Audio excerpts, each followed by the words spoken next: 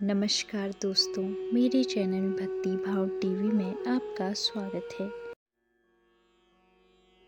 तो दोस्तों, आज की इस वीडियो में मैं आपको बताने वाली हूँ बुढ़ापे में पति पत्नी को कौन सी चीज़ें सुख देती हैं। एक बार की बात है, भगवान श्री राम और माता सीता जी अपने 14 वर्ष वनवास के समय में भगवान के पवित्र धाम चित्रकूट में एक कुटिया बनाकर आराम कर रहे थे और मनुष्य जाति के बुढ़ापे के विषय में बातचीत कर रहे थे। तो बातचीत करते करते माता सीता जी के ध्यान में एक प्रश्न आया। तो माता सीता जी ने भगवान श्री कृष्ण से कहा, प्रभु मेरे मन में एक प्रश्न है जिसका मैं उत्तर जानना चाहती हूँ। तो भगवान श्री राम कहते हैं, हे देवी सीता, आप परेशान क्यों हो रही हैं? मुझे बताइए वह कौन सा प्रश्न है, मैं आपको उसका उत्तर जरूर बताऊंगा। तो माता सीता जी कहती हैं, हे प्रभु, मेरा प्रश्न यह है कि बुढ़ापे में पति पत्नी को कौन सी दो चीज़ें सुख देती हैं? तो भगवान श्री राम कहते हैं, देवी सीता, आपने समस्त मनुष्य जाति के लिए बहुत ही कल्याणकारी प्रश्न पूछा है। आपका यह प्रश्न समस्त मनुष्य जाति के लिए बहुत ही कल्याणकारी है। आपके इस प्रश्न के उत्तर को सुनने मात्र से समस्त मनुष्य जाति का कल्याण हो जाएगा।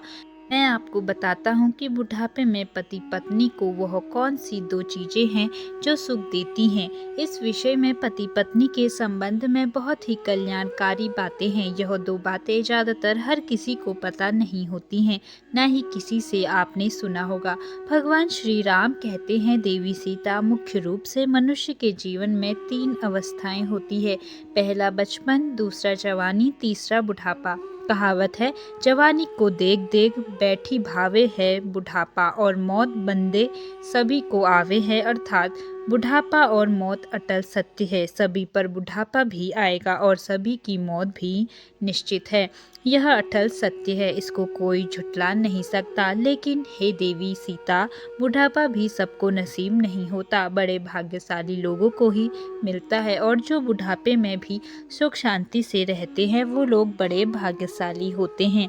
बुढ़ापा एक ऐसी अवस्था है जिसमें बहुत सारे परिवर्तन होते हैं। कुछ लोग पहले से व्यवस्था बनाकर जीते हैं, उन्हें बुढ़ापे में कोई दुख नहीं होता, और जो लोग व्यवस्था नहीं बनाते उन्हें जीवन के इस पड़ाव पर बहुत सी दिक्कतों का सामना करना पड़ता है।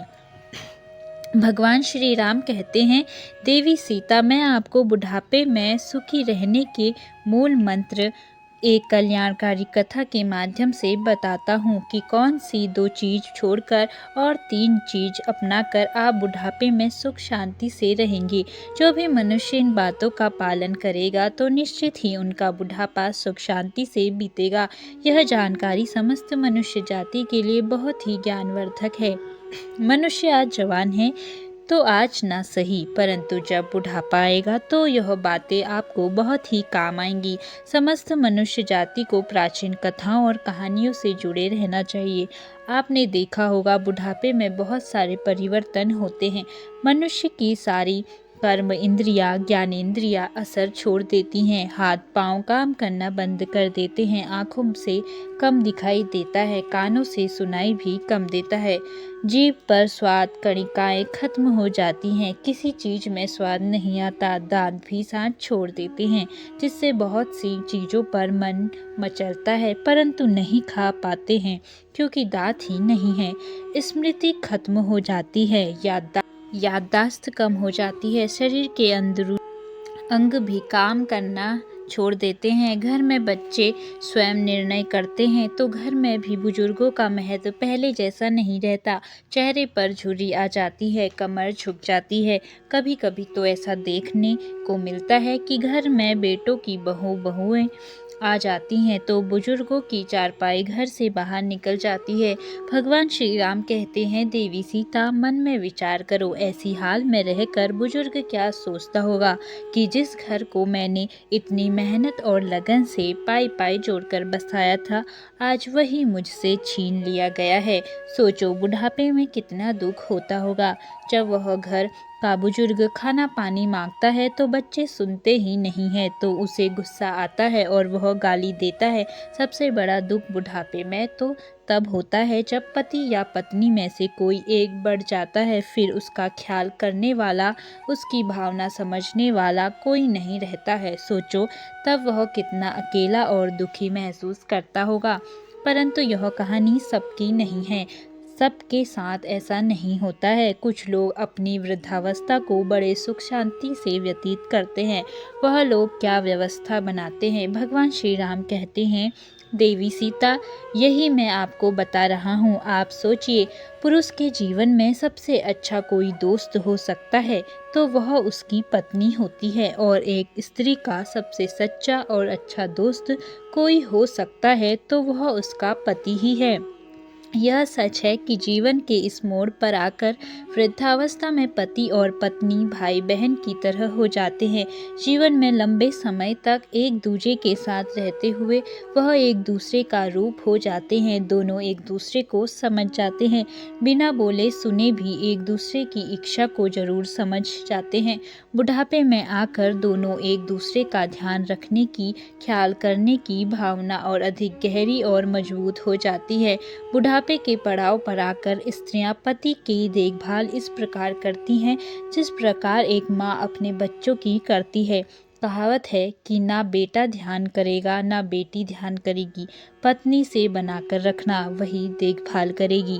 भगवान श्री राम कहते हैं, हे देवी सीता, याद रखना, बुढ़ापे में जब लाठी नहीं मिलेगी तो पति की लाठी पत्नी ही बनेगी, और जब बुढ़ापे में जब चश्मा खो जाएगा तो पत्नी का चश्मा पति ही ढूंढ कर देगा और कोई नहीं आएगा ढूंढने। इसीलिए पति और पत्नी एक दूसरे का हमेशा आदर करे। यह बाहर वाली बाहर वाला, जब तक धन और पैसा है तब तक तुम्हारे साथ है, अंत में एक दूसरे का साथ पति पत्नी दोनों को ही देना है। बुढ़ापे में मनुष्य पराधीन होता है, धीरे धीरे सब चीज उसके हाथ से निकल जाती है। इस स्थिति स्वाभाविक है, मनुष्य चिड़चिड़ा हो जाता है, गुस्सैल स्वभाव का हो जाता है। बहू बेटे नाती पोते की अपनी अपनी जिंदगी हो जाती है, सबकी ज़रूरतें अपनी अपनी रहती हैं। बुढ़ापे में माँ बाप की कोई नहीं सुनता है, सबका अपना अपना अलग जीवन होता है। इस स्थिति में कैसे सुख शांति से अपनी वृद्धावस्था को बिताएं। भगवान श्री राम कहते हैं, देवी सीता, मैं यही आपको इस कहानी के माध्यम से बताता हूँ।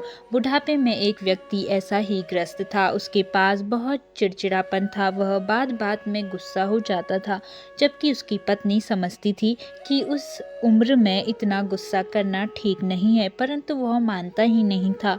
जरा सा नमक तेज हो जाता था तो भोजन की थाली को फेंक देता था, कभी मिर्ची ज़्यादा हो जाती थी तो खाने की थाली फेंक देता था।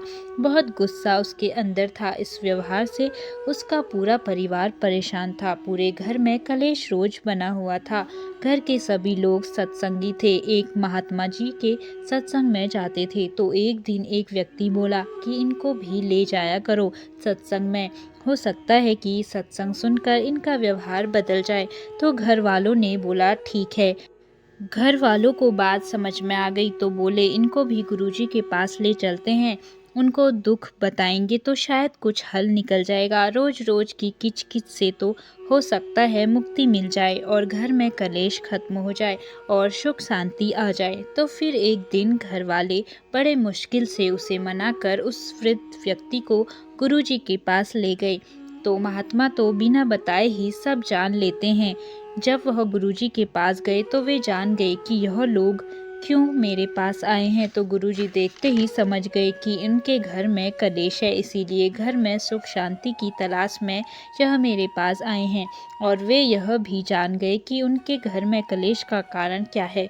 वह दुख से ग्रस्त परिवार जब पहुंचा तो दोपहर का समय था। फिर सब पहुंचकर गुरुजी को प्रणाम करके वहीं बैठ गए। उनके सामने ही आसन पर गुरुजी अपनी कुटिया में कुछ लिखवा रहे थे, जो उनकी धर्मपत्नी का नाम था। अचानक गुरुजी की माता प्रेम से बोली कि प्रेम, दीपक जलाकर लाओ, तो मुझे कुछ खोजना है। तो गुरुजी जब दीपक लाए तो वह दुखी परिवार को बड़ा आश्चर्य हुआ कि दोपहर का वक्त है, अच्छी खासी धूप उजाला है, तो दिया मांगने का क्या जरूरत है। तो उस दुखी परिवार ने सोचा कि संत जी या तो मूर्ख हैं या फिर पागल। भला सूरज का अच्छा खासा उजाला है और यह दीपक मांग रहा है, यह तो अजीब संत है। सभी लोग अपने मन में सोच रहे थे। तब तक माताजी जलता हुआ दीपक लेकर आ गई। उन्होंने चुपचाप दीपक को दे दिया और अंदर चली गई। फिर सब सोचने लगे कि उनकी पत्नी भी क्या खूब है। यह नहीं पूछा कि पागल हो गए हो क्या। दिन है, दोपहर का समय है, अच्छी खासी धूप उजाला है, फिर भी दीपक क्यों मांग रहे हो। वह बुजुर्ग आदमी बड़ा आश्चर्यचकित होकर सोचने लगा कि मैं कहाँ आ गया पागलों के पास। यह संत जी तो सचमुच पागल हैं। साथ ही सबसे बड़ी पागल और मूर्ख इसकी पत्नी भी है। यह पागल मेरे घर में सुख शांति लाएंगे, यह मेरे घर के कलेश को खत्म करेंगे, यह मेरा बुढ़ापा को सुखी करेंगे। उसके मन में सवाल ही सवाल बार बार उठते जा रहे थे, परंतु उसने कुछ बोला नहीं, अपने गुस्से में बैठा रहा। तो गुरुजी उसके मन की बात जान गए कि यह गुस्से से फनफना रहा है और हमको पागल समझ रहा है। उन्होंने यह भी जान लिया कि गुस्सा इससे इसलिए आ रहा है कि एक भी सवाल क्यों नहीं पूछा इस बेवकूफ़ी के लिए। सब जान गए थे, परंतु बेपरवाह होकर दीपक की रोशनी में लिखते रहे। उस गुस्सैल बुजुर्ग व्यक्ति ने फुसफुसाते हुए अपने बच्चों से बोला कि यह पागल हमारे जीवन में सुख शांति देगा। हद हो गई, चलो यहाँ से। मैं एक पल भी यहाँ नहीं रुक सकता हूँ। यहाँ से जल्दी चलो, मुझे नहीं रुकना है यहाँ, मुझे नहीं चाहिए ज्ञान। भगवान श्री राम कहते हैं, हे देवी सीता। तो फिर गुरुजी ने सुन लिया था। बोले, क्या बात है भगत जी, कोई दिक्कत है क्या। तो बूढ़ा आदमी बनावटी हंसते हुए बोला, नहीं नहीं गुरुजी, कोई दिक्कत नहीं है। आपके दर्शन करने आए थे तो हो गए, अब हम जाना चाहते हैं, आज्ञा दीजिए। तो गुरुजी बोले, अरे भाई, तुम हमारे पास आए हो, हमारे अतिथि हो, बिना अतिथि सत्कार के कैसे जाओगे। और उन्होंने माताजी को आवाज़ दी तो माताजी तुरंत आई और हाथ जोड़कर खड़ी हो गई। तो गुरुजी बोले कि यह भक्त जी थोड़ा जल्दी में है, जाना चाहते हैं, जल्दी से 2 गिलास दूध लेकर आओ। तो दुखी परिवार ने मना किया, अरे नहीं गुरुजी, हम घर से भोजन करके आए हैं, दूध की कोई ज़रूरत नहीं है। परंतु गुरुजी बोले कि आप हमारी कुटिया में पहली बार आए हैं, बिना अतिथि सत्कार के कैसे जाओगे। तो बूढ़ा आदमी चुपचाप हो गया। तो पत्नी बिना कुछ बोले, बिना कुछ पूछे अंदर गई और 2 गिलास दूध लेकर वापस आ गई। तो संत जी ने 1 गिलास दूध उस बूढ़े आदमी को दिया और 1 गिलास खुद ले लिया। बाकी लोग वहीं पर चुपचाप बैठे रहे। तो जैसे ही उस बूढ़े आदमी ने दूध के एक घूंट मारा तो दूध इतना नमकीन और कड़वा था कि उसकी उल्टी करने का मन हो गया। दूध में नमक ही नमक लग रहा था। उसका मन हुआ कि दूध को इस संत के सिर में फेंक दूं। उसका तो रोज का यही स्वभाव था, कभी मिर्च ज़्यादा लग जाए तो खान के थाली फेंक देता था, कभी नमक ज़्यादा हो जाता था तो भोजन की थाली फेंक देता था। तो उसने गुरुजी को गुस्से से देखा। गुरुजी तो बड़े सहज भाव से दूध पी रहे थे, उनके चेहरे पर ऐसा कोई भाव नहीं था। बुजुर्ग आदमी अंदर से जल गया पर बोला कुछ नहीं, परंतु वह मन ही मन बोला कि आज मेरा यह बालक मुझे यहाँ पर ले आया है, पर यह महात्मा तो सचमुच कोई पागल आदमी है। हद हो गई। और गिलास वहीं पर रख दिया और गुरुजी से बोले, संत जी आप आज्ञा दें, हम चलते हैं। तो कबीरदास जी बोले, शायद तुम कोई दुख लेकर आए थे, परंतु तुम अपने आने का कारण तो नहीं बताए हो, ऐसा कैसे हो जाएगा। कोई दिक्कत हो तो बताओ, शायद हम कोई हल निकाल पाएं। तो फिर बूढ़ा आदमी बोला, संत जी छोड़िए, आप क्या हल निकालेंगे। आए तो थे हम दुख लेकर, परंतु अब जा रहे हैं। हम सब देख लिए, तुम्हारे बस की बात नहीं है। तो गुरुजी ने कहा, अरे जब दुख लेकर आए थे तो बताने में क्या हर्ज है, बताओ तो दुख क्या है, हो सकता है कुछ समाधान निकल जाए। तो बूढ़ा आदमी बोला कि पूछते हो तो बता ही देता हूँ। वैसे मुझे लगता नहीं कि तुम्हारे पास कोई हल होगा मेरे दुख का। जब गुरुजी ने बार बार पूछा तो उसे बूढ़े आदमी ने बोला कि सुनो, मेरे घर में कोई मेरी इज्जत नहीं करता है, सब मुझे गलत कहते हैं। घर में बड़े कलेश और अशांति है। मुझे अपने घर में शांति और समृद्धि चाहिए, इसीलिए आपके पास आया था। परंतु आपकी मूर्खता देखकर मुझे पक्का विश्वास हो गया है कि आपके पास मेरे दुख का कोई हल नहीं है। मेरे घर में शांति लाने के लिए आप कुछ भी नहीं कर पाओगे। तो गुरुजी मुस्कुराए और बोले, हम जानते हैं तुम्हारे घर में अशांति और कलेश रहने का क्या कारण है, परंतु शायद अभी तुम समझे नहीं हो। तो गुरुजी ऐसा बोले तो वह बूढ़ा आदमी बोला, वह गजब की बात है, आपने हाल भी बता दिया, परंतु जब से हम आए हैं तब से आपने तो एक शब्द तक नहीं बोला है, पर कैसे बता दिया। तो संत जी बोले, सुनो, याद करो, जब तुम आए थे तो मैं तुम्हारे सामने ही अपनी पत्नी से जलता हुआ दिया मंगाया था। उसने बोला, हाँ मंगाया तो था। गुरुजी कहते हैं कि मेरी पत्नी ने तुरंत मेरी आज्ञा का पालन किया और बिना कुछ पूछे बिना कुछ बोले हमारी आज्ञा का पालन करते हुए जलता हुआ दीपक लेकर आए थे। उन्होंने यह तक नहीं पूछा कि दोपहर है, फिर दीपक की क्या जरूरत है। उन्होंने वही किया जो हमने बोला, कोई सवाल तो नहीं किया, कोई टोक झोंक नहीं की। बूढ़ा आदमी बोला, हाँ इसी का तो मुझे ताज्जुब है। तो गुरुजी बोले, उसके बाद फिर हमने दूध मंगाया। हम जानते हैं हमारी पत्नी ने शक्कर के स्थान पर दूध में बहुत सारा नमक डाल दिया था। दूध बहुत कड़वा था, इतना कड़वा कि तुमने पिया नहीं और आपने देखा हम इस कड़वे दूध को चुपचाप पी गए। तो पता है क्यों? क्योंकि जब पत्नी ने हमसे दीपक के बारे में कुछ नहीं पूछा तो हमारा भी कोई अधिकार नहीं है कि कोई सवाल जवाब नहीं किया, तो हम भी कैसे कोई सवाल जवाब करते। दीपक लाना हमारी आज्ञा का पालन करना ही अपना धर्म समझा, तो हम कैसे पूछते कि दूध कड़वा क्यों है। हमने भी अपना धर्म समझा और दूध पी लिया। जिस तरह उन्होंने कोई प्रतिकार नहीं किया, इस तरह हमने भी कोई प्रतिकार नहीं किया। इससे क्या समझे? इससे यह सिद्ध हुआ कि पत्नी और पति दोनों को सामंजस्य स्थापित करना चाहिए और एक दूसरे की बात माननी चाहिए, एक दूसरे की बात का सम्मान करना चाहिए, दोनों को प्रेम और विश्वास से रहना चाहिए। मुझे पता है ऐसा तुम नहीं करते हो। तो गुरुजी बोले कि तुम ध्यान रखो, गलती सबसे हो जाती है। आज गलती से दूध में शक्कर की जगह पर नमक पड़ गया तो हमने स्वीकार किया, चुपचाप बिना कुछ पूछे बिना कुछ बोले पी लिया। तुम्हारे घर में अशांति का कारण यही है, तुम दो चीज़ों से बहुत परेशान हो और उसी के कारण तुम्हारे घर में कलेश है। भगवान श्री राम कहते हैं, हे देवी सीता, गुरुजी कहते हैं कि बुढ़ापे में जो इन दो चीज़ों का त्याग कर देता है वही सुखी जीवन जीता है। यह दो चीज़ें, स्वाद और गाली, बुढ़ापे में सुखी रहने के लिए जरूरी है कि मनुष्य स्वाद और गाली को छोड़ दे, तो घर में शांति रहेगी, बुढ़ापा सुख से बीतेगा। हमें समझना चाहिए कि घर में जो महिला भोजन बनाती है, कितने भाव से और मन से और परिश्रम से भोजन बनाती है।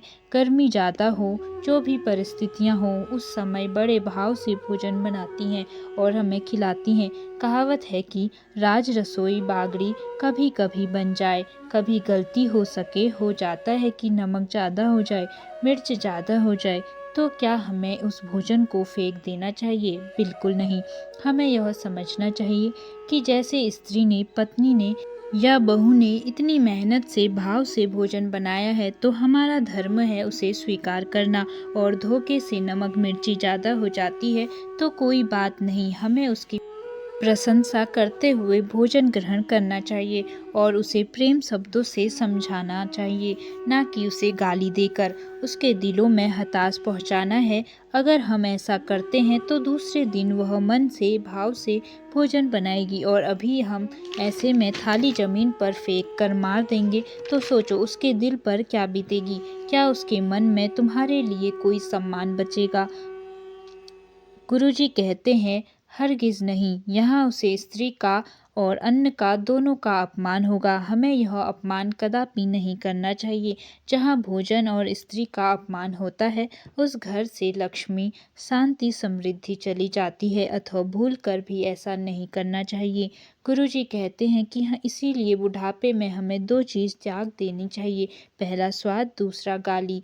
जैसा भी मिले भगवान का भोग समझकर ग्रहण करना चाहिए, तो बुढ़ापे में कोई दुख नहीं होगा। स्वाद और गाली दोनों ही बुढ़ापे में दुखदाई होते हैं। तो उसे बूढ़े आदमी के परिवार को और ख़ास तौर से उस बूढ़े आदमी को पूरी बात समझ में आ गई कि मेरे घर में अशांति क्यों बनी है। तो वह दोनों हाथ जोड़कर गुरुजी से क्षमा मांगने लगे और बोले कि मैं अज्ञानी, पता नहीं क्या क्या सोचा आपके बारे में। मैंने जो अनुचित वचन बोला है, आप मुझे उदारता और विशालता दिखाते हुए क्षमा करने की कृपा करें। आज के बाद मैं ऐसा नहीं करूँगा। गुरुजी ने उसको क्षमा कर दिया और बोले कि आज संकल्प लो कि स्वाद और गाली को छोड़ जाऊँगा। भगवान श्री राम कहते हैं, देवी सीता, अब मैं आपको अंतिम चीज़ों के बारे में बता रहा हूँ। जिन 3 चीज़ों को हमेशा अपने साथ रखना है, तो बुढ़ापे में कभी कोई दुख नहीं होगा। तो फिर बूढ़ा आदमी बोला कि मैं आज से ही स्वाद और गाली का त्याग करता हूँ। परंतु संत जी, वह 3 चीज़ कौन सी है जो मुझे अपने साथ रखनी है? कृपया बताने की कृपा करें। तो फिर गुरुजी बोले कि जिनका जीवन अनुशासित होता है, सफलता उनके दरवाजे पर दस्तक जरूर देती है। मनुष्य का जीवन तभी सार्थक बनता है जब वह अपने कार्य और जिम्मेदारी के बीच संतुलन बनाकर रखता है। बुढ़ापा जीवन का वह पड़ाव है जहाँ पर हर इंसान सुख और आराम की जिंदगी जीना चाहता है। इस पड़ाव में खुशियाँ पाने के लिए मनुष्य को बुढ़ापे तक किन चीज़ों का साथ नहीं छोड़ना है, इसे समझाना बहुत जरूरी है। पहली बात, धन का सदियों उपयोग है। धन ऐसी चीज़ है जो अपने और पराये के बीच का फ़र्क समझा देती है। जब तक आपके पास धन है, रिश्ते नाते सब जगह आपकी इज्जत होगी। परंतु जब आपके पास धन नहीं होगा तो अपने भी साथ छोड़ देते हैं। यह दुख तो बुढ़ापे में और अधिक बढ़ जाता है जब आदमी ढलती उम्र में होता है। इसीलिए धन का सदा उपयोग करता है। धन की बचत करेंगे तो बुढ़ापे में आपको किसी के सामने हाथ फैलाने की जरूरत नहीं रहेगी। साथ ही ध्यान संपूर्ण धन पर कुंडली मारकर बैठ जाना भी बुढ़ापे में दुखदाई होता है। दूसरी बात है अनुशासन। अनुशासन अभ्यास से ही आत्मविश्वास का जन्म होता है। जो इंसान अपना हर काम समय पर करते हैं, अपनी दिनचर्या को अनुशासित ढंग से जीते हैं, उन्हें कभी किसी पर निर्भर नहीं रहना पड़ता है। वह अपने हर लक्ष्य को प्राप्त कर ही लेते हैं। शुरुआत से ही मनुष्य को अपने काम को सही समय और सही तरीके से करने की आदत होनी चाहिए, तो उसे बुढ़ापे में दुख नहीं सहना पड़ेगा। समय के अनुसार खान पान, तय समय पर सोना जागना, व्यायाम, हर कार्य निश्चित समय पर करना चाहिए, जो अच्छे स्वास्थ्य के लिए बहुत ही जरूरी है। अनुशासन का साथ कभी नहीं छोड़ना चाहिए और सतमार्ग पर सदैव चलना चाहिए। जब आप सतमार्ग पर चलेंगे तो यदि आपके घर परिवार वाले साथ नहीं देंगे तो भी आपका साथ भगवान देंगे। आपके बुढ़ापे की लाठी ईश्वर बनेंगे। भगवान श्री राम कहते हैं, देवी सीता, इस प्रकार से संत जी ने बताया कि बुढ़ापे में वह कौन सी 2 चीज़ें हैं जो सुख देती हैं। भगवान श्री राम ने माता सीता जी के माध्यम से इस कल्याणकारी कथा को समस्त मनुष्य को सुनाना है, ताकि बुढ़ापे में समस्त मनुष्य जाति सुखी रहे। तो दोस्तों, कैसी लगी आपको यह कथा? कमेंट करके ज़रूर बताएं और ऐसी ही बहुत सारी कहानियों, कथाओं और जानकारियों को सुनने के लिए मेरे चैनल को सब्सक्राइब करें। धन्यवाद।